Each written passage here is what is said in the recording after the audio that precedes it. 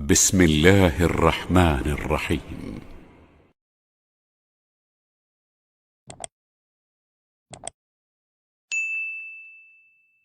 Itu sederhana. Setiap Anda baca Quran, yakini, amalkan. Sedikit tuh. Misal, saya mau baca dulu nih. Saya pengen jadi orang ikhlas, baca Al-Ikhlas. Misal. Qul huwallahu ahad. Allahus samad. Lam yalid wa lam yakul lahu. Lihat terjemahannya, lihat keterangannya, yakini itu, jangan ragu. Dan praktekkan dalam hidup.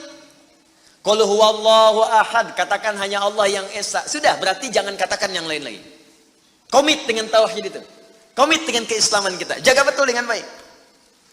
Allahus samad, Allah tempat bergantung. Serahkan semua urusan kepada Allah. Ada masalah, minta sama Allah, berdoa. Sakit, berdoa sama Allah.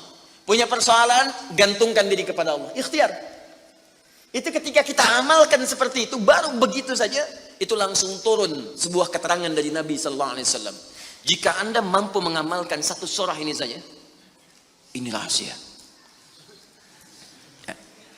Ini rahasia. Ada seorang sahabat, hadisnya sahih, dikutip kemudian oleh Sayyid Qutb dalam kitabnya Al-Aqaid Al-Islamiyah. Syekh Muhammad Nasruddin Al-Albani pun mensahihkan hadis ini. Ketika Nabi selesai kemudian menunaikan salat, terdengar seseorang berdoa. Perhatikan doanya. Doanya menggunakan pembuka surat Al-Ikhlas. Saking yakinnya Siddiq dengan ayat ini, dan dia mengamalkan kandungan isi surahnya, dia membuka doanya dengan surah ini. Saking yakinnya dengan surah ini. Perhatikan kalimatnya. Allahumma ushhidu bi annaka antal ahadus samad. Alladzi lam yalid wa lam yulad. Walam yakul lahu kufuwan ahad. Allahumma inni as'aluka an taghfira liya. Hadisnya sahih. Kata orang ini, ya Allah, saya menyaksikan, meyakini ya Allah, bahwa hanya Engkau satu-satunya Tuhan yang layak dipertuhankan dan disembah. Aku meyakini bahwa satu-satunya Engkau adalah Tuhan yang menjadi tumpuan dalam setiap permohonan. Engkau tidak beranak dan tidak diperanakan, dan tidak ada sekutu bagimu. Aku nggak minta banyak ya Allah, aku hanya mohon ampuni dosa-dosaku. Begitu selesai kalimat itu diucapkan, terdengar oleh Nabi. Apa keterangan Nabinya? Perhatikan kalimatnya. At-tadri bimadza du'i? Ya fulan, tahu nggak Anda itu baru mengucapkan kalimat apa tadi? Apakah engkau paham? Engkau baru mengucapkan kalimat apa tadi dalam berdoa? Kata orang ini, wallahu wa rasuluhu a'lam. Ya Rasul, saya nggak paham apa yang dimaksudkan kecuali Allah dan Rasul yang lebih mengetahui. Ini adab. Adab. Walaupun gini, kalau Anda sedang mengerjakan sesuatu dan Anda paham dengan itu, kalau ada orang lebih pintar daripada kita, ustadz, ulama, apalagi nabi, nanya pada kita, maka adabnya bilang aja nggak tahu. Karena boleh jadi mereka memiliki hikmah yang belum sampai kita kepadanya. Kalau kita jawab, saya tahu ya Rasul, nggak akan nyampe kalimat nanti. Ya. Jadi kalau Anda sedang mengerjakan sesuatu, zikir misalnya, la ilaha illa anta subhanaka inni kuntu minadh dhalimin. Tanya ustaz, datang ustaz, masya Allah pak, zikirnya bagus banget. Tahu nggak maksudnya? Tahu, lewat tuh ustaz udah. Bilang aja belum ustaz, Allah Rasulullah alam. Oh begitu. Kalau belum kenapa dibaca?